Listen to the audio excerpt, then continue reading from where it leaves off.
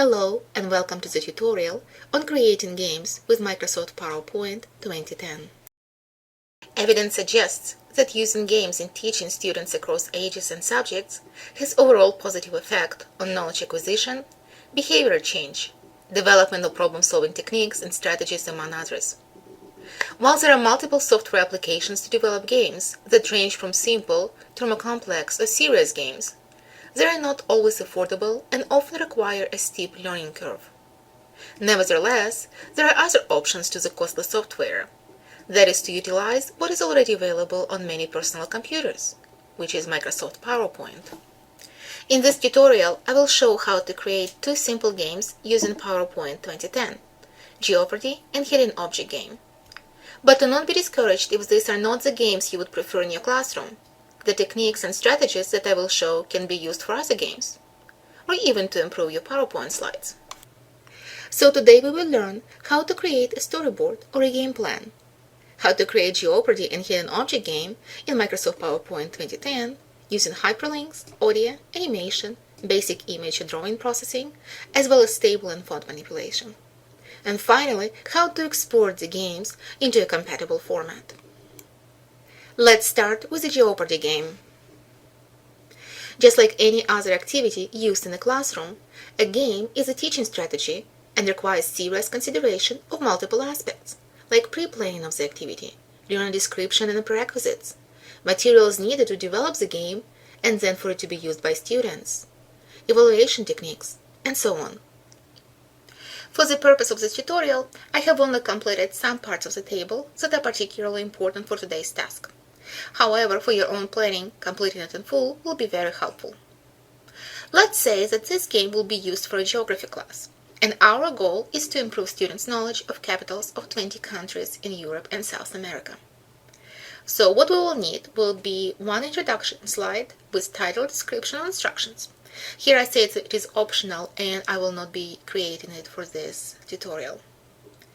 Then we will need one questions selection slide, as well as slides with questions themselves and answers. Then you need to create a list of questions to be asked and answers. Choose a storyboard layout that works for you. So let's start by opening the PowerPoint application. Let's save it right away, because saving the file immediately and resaving it every minute or so is considered to be a good practice if you do not want to lose all the hard work you've put into it.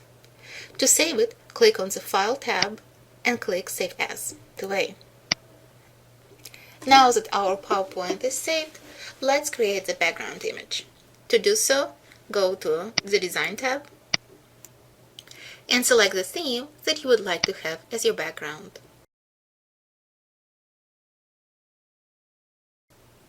Now let's insert the table. Since we have 20 questions, let's say we will have a table with 5 columns and 4 rows. To insert the table, click on the Insert tab, then click on Table Insert icon. In the drop-down menu, select a table that would be 5 by 4. Since our table does not need a header, let's get rid of it by highlighting the whole table. Then go to the Design tab if it's not opened automatically and click on Select Table Styles. Then select the one you like. I like this one. Now let's adjust the table. Let's start with moving it to the corner of the slide. Then bring the cursor to the opposite bottom corner of the table. When it turns into a double arrow, click the left mouse key and drag to adjust the table.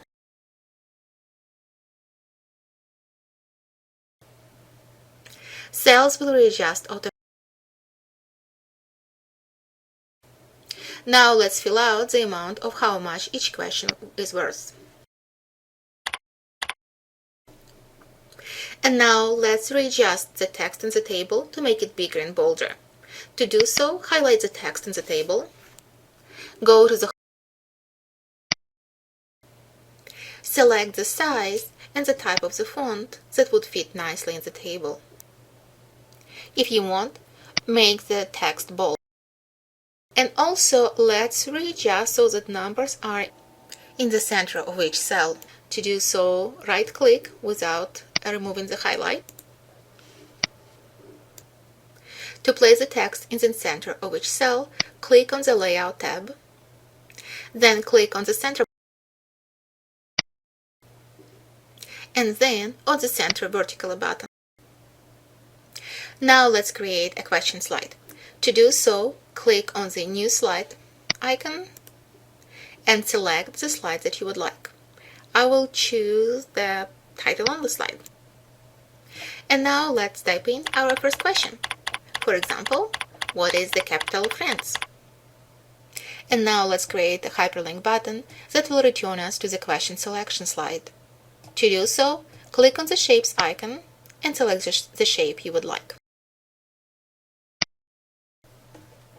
Place the shape on the slide and then enter the text. For example, return to question selection.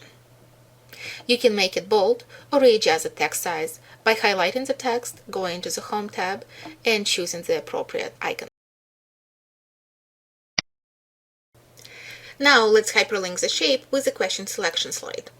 To do so, highlight the shape, click with the right button of the mouse, and select Hyperlink from the drop-down menu. In the Insert Hyperlink window, select Place in this document and select slide number 1, which is our question selection slide.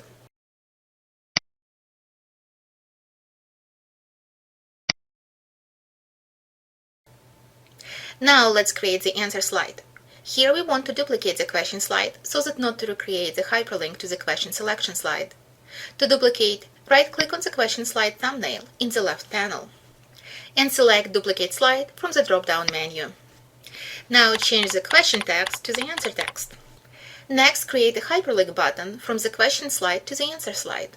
First, go to your question slide and create a new button, just like we did earlier. However, if you want to use the same shape as your Return to Question selection button, left-click on it to highlight. Then press the Ctrl key until you see a little plus appearing next to the cursor. Left-click on the shape again without letting the Ctrl key go, and drag and drop the shape where you want it to be. So now you have an exact duplicate of the button created earlier. If you want, you can modify the color of the shape by going to the Color Selection palette and selecting the color you prefer. Next, modify the text in this button. Do not forget to modify the hyperlink by right-clicking on the shape and selecting Edit Hyperlink from the drop-down menu. In the Edit Hyperlink window, select the third slide, which is our answer. Now create a hyperlink from the question selection pane to the actual question slide. To do so, highlight the text, right-click on the text, select the hyperlink from the drop-down menu, and in the Insert Hyperlink window, select slide 2, which is our question.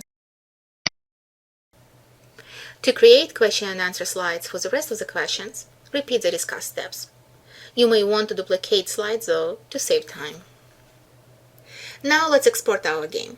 First of all, we want to remove the navigation options of a PowerPoint to ensure that only hyperlinks could be used.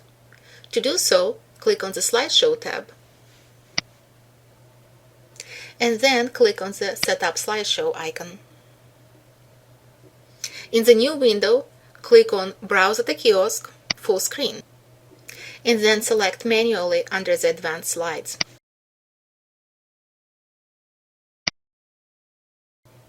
Select Save As. Click on the drop-down menu next to the Save As and select the PowerPoint.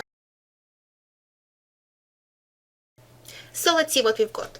My screen is big and we will not be able to see the whole window since the slideshow is running in a full screen mode. Nevertheless, open the file, click on the question, then click on our PowerPoint slideshow and check that all your hyperlinks are working. We can check our answer. Just like with Jeopardy game, we start with a game plan and a storyboard. Our game will focus on teaching a new vocabulary set to an NSL class. We will want students to master 10 new words for household items. I will not be creating an intro slide for this tutorial, but just the actual game slide. And for our storyboard, let's consider the background image and plan household item words. For example, vacuum cleaner, table, chair, broom, mop, and so on. Repeat the same steps for opening PowerPoint application, saving the file, and creating the background image as we did for the Jeopardy game. Next, we want our game background photo. To insert it from the Microsoft stock, click on the Insert tab, then Clip Art, and then type in the search word.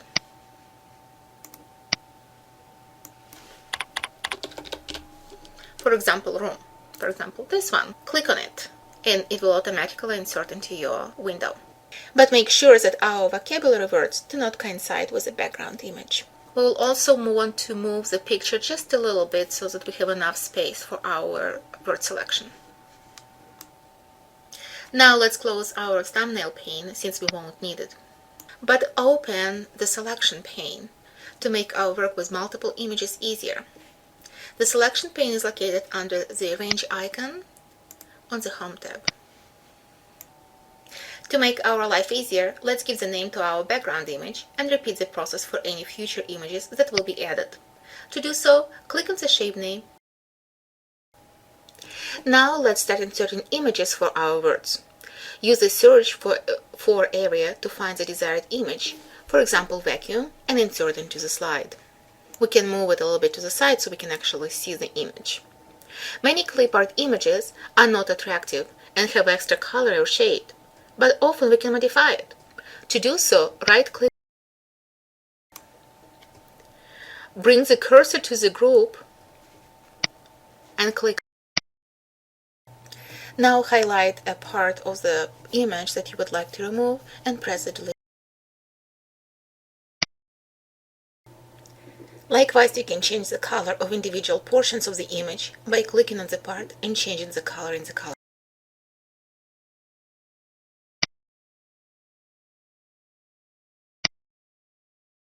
Now rename the image group in the selection pane.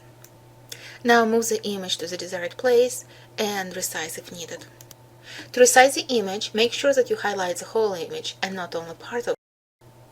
Now press and hold the Shift key and resize the image using the handles of the image and the cursor.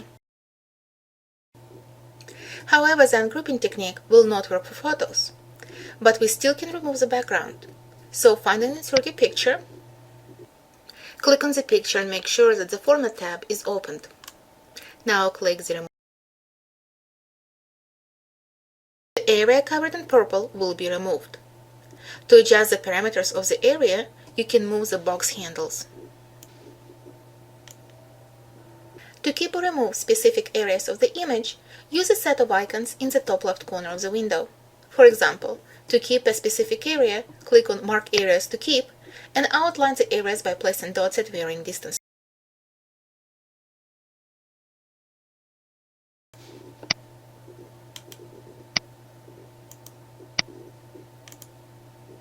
When done, click on the Keep Changes icon. Resize and rotate the image if needed and place where it should.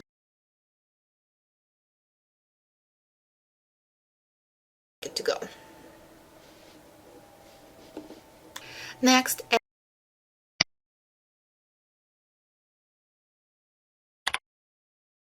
do not forget to rename all the shapes in the selection pane. Now let's create the animation for those images that were found. To do so, click on the object to be moved, then click on the Animations tab. Click on the drop-down menu and select the custom path.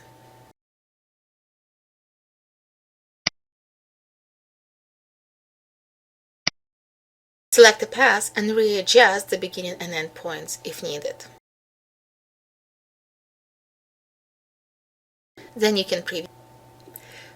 Now we need to make sure that the animation happens only if the image is clicked on. To do so, open the animation pane, open the drop-down menu next to the animate. Click on Timing. In the new window, check that On-Click is selected. Then click on Triggers. And click on the radio button next to Start Effect on Click. And select the image.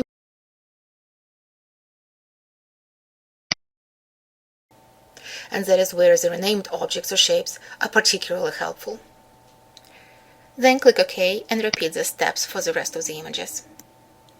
To add sound to a specific slide, go to the Insert tab, Audio, and you can either add audio from file, from clip art, or record your own audio. When you are ready to export the game, follow the steps of setting up the slideshow for a kiosk mode under the Slideshow tab. Then save as a PowerPoint show. Let's check what we have here now. We find and click on our image and at most where it should go. And clicking outside of the images does not produce any change.